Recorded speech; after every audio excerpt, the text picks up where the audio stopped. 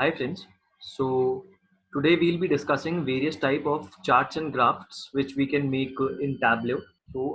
There are around 40 kind of different charts which we can make in Tableau, and predominantly we'll be discussing some most important ones amongst them, like scatter charts, line charts, bar charts and stack chart, word maps, reference lines, bubble charts, heat maps, tree maps, bump charts, funnel charts, waterfall charts, pie charts and maps. But if we would like to understand that how is it that Tableau makes such good visualizations. So basically Tableau is a very powerful BI tool for creating different kind of charts. So within the backend engine of Tableau, there is a language which is known as visualization query language, which is also known as VQL. What this visualization query language does is, whenever you select a dimension and a measure and or maybe some other kinds of fields, so based on your selections, the this VQL this runs in the backend of Tableau workbook, and it selects the type of visualizations which would be best suited for the kind of data you have selected. So we'll see it in detail. Let's move to our Tableau workbook and see how it actually works. So this is our Tableau workbook, and over here you will see if I select a categorical variable or discrete variable like category and a continuous variable like sales, then it automatically makes a visualization. So what happens is, whenever you select a dimension, a measure, or any field on this left pan, based on that some charts are automatically enabled over here. Now when you will not be selecting any of the fields, all these charts will be disabled, so you cannot select any chart as of now. But you can see, if you have to create a horizontal bar plot, then you should have fields like you can see over here, that is dimensions and measures. Similarly, if you have to create a bubble chart, you should have one or more dimension, one or two measures. So in this way, it is showing you that for having a particular type of visualization, what is the set of dimension and measures you should select. Similarly, for maps, it's showing that apart from having a measure and dimension, it is already required that you should have a geo field. So geo field is nothing but basically the fields which represent a geographical location like city, country, states over here. So right now you have seen that I have not selected any field. That's why it's not giving me some by default charts to take. Now I'll do one thing. I'll select field city over here, and I'll press Control key, and I'll also press select a field profit.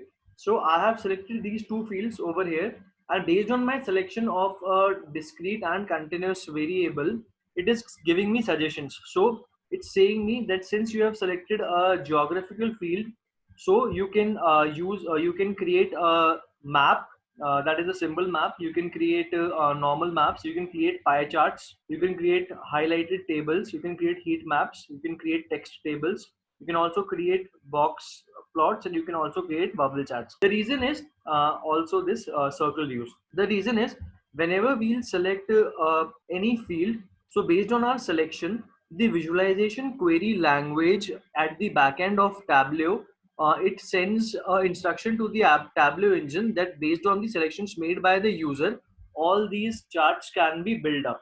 So whenever we'll select any of the fields based on our selection, automatically these charts will be available for us to use in the visualization. So right now, since I have selected two of them, I'll double click or I'll drag one of them, and you will see that I have got some visualization over here. So I have dragged city. Okay. So based on this city, the visualization query language suggested the Tableau engine that the best suited visualization for it would be a map, that is a symbol map. Now I can definitely change it to the other fields visible. Now since I have already used a field which is geographical in nature, geo field, so it is giving me a suggestion to select these kinds of maps, or I can also select a text table. Okay. So like this, based on our selection, the Tableau itself suggests us the based on our the variables we have selected, the Tableau itself suggests us that what is the kind of visualization you can use. Now let's just select one more set. I'm selecting a measure named as quantity, and pressed control key, and I'm selecting a discrete field name as category. So based on our selection, this is a set of fields I can use. Okay. Just a second, I have to remove these latitudes. Now I am selecting a category, pressing control key, selecting profit. So I have selected a discrete field, I have selected a continuous field, and it is suggesting me that I can use text tables because text tables require a dimension and a measure. I can also create heat maps because they again require at least one dimension and one measure. And I can also create a highlighted tables. I can create a pie chart. I'm also allowed to create stacked bars or horizontal maps. I can create tree maps as well along with circle views, bubble charts or box plots. The reason all of these charts have been made available to me is the selection I have made, the combination of dimensions and measures I have selected. That combination can be used to create any of these chart types. That's why these chart types have become visible to me, available to me. Now, if I'll deselect them, let me do one thing. Let me deselect all of them. Okay, I'm deselecting them. Now, when I have not selected anything, then all of these charts are disabled for me. So, Tableau's visualization query language is quite intelligent. It gives the Tableau backend engine signal that based on the selection made by the user, what are the type of charts they can build. Now, supposedly, I would select order date, which is the date field, along with quantity, which is a measure field. So based on this, it has also made available this area chart and line charts for me, and the dual combinations as well. So in this way, we can create the chart suggested to us by the Tableau engine.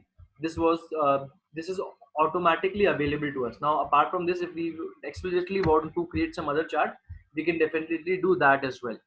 I think this basic intro of charts and graphs build up in Tableau is clear to you. Now we'll study each chart in detail.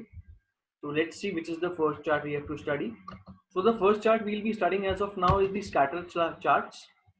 These are the scatter plots. So basically these scatter plots, they are used when we have selected two measures, or the parameters which we have selected are continuous in nature. In that case, scatter plots are built like this one. This is a scatter plot. Okay? So in this one, this way, if we wish to create scatter plots, then we'll have to make sure that the variables we have selected are continuous in nature. Let's go to the Tableau workbook and see these things in action. So over here, I have got my scatter plot. I have build up the relationship. I have visualized the relationship between profits and sales. Okay, and let me clear this all for you. So this is how a scatter plot looks like. I have created a scatter plot of profit versus sales, and I am categorizing it based on the subcategories. So let me remove this, okay, altogether. Now I have no suggestion. Now I'll take two continuous fields. I'll take profit, and along with profit I would like to visualize sales. Okay, so when I've done that, I get this single point which tells us that out of all these profit and sales made, the sum of the profit is this and the sum of the sales is this. Now if I based on my selection, I'm getting an option that I can use a text table, I can use the scatter plot. So by default it's found that the best one is scatter plot for me. Now if I would like to see it based on categories, I can place category over here. So it is asking me min max category. I won't do that. I would basically just place categories over here, the details. So I've got these 3 points now. Okay, one is showing me the profit and sales of furniture, another for office supplies, and another for technologies. If I would wish to color these based on the category itself, I can drag and drop category on the colors. So I get different colors for different categories. Okay, blue stands for furniture, orange for office supplies, and red for technology. If instead of category, I would like to show the cases in case of subcategory. If I would like to see the profit and sales comparison for each subcategory product, then I can do that as well. I'll place my subcategory on the details. I'll get various points. This is for the storage one, this is for binders, this is for phones, this is for chairs, this is for copiers. Now if I want to label all of these, since there are subcategories, I can drag and drop subcategory on the labels. So I'll get the labels of the subcategories over here. Here it is. Now if I would also like to see the values of sales and profit on these data points, I can simply place sales and profit on the labels. So I'll get their names as well. Okay, so these are the values.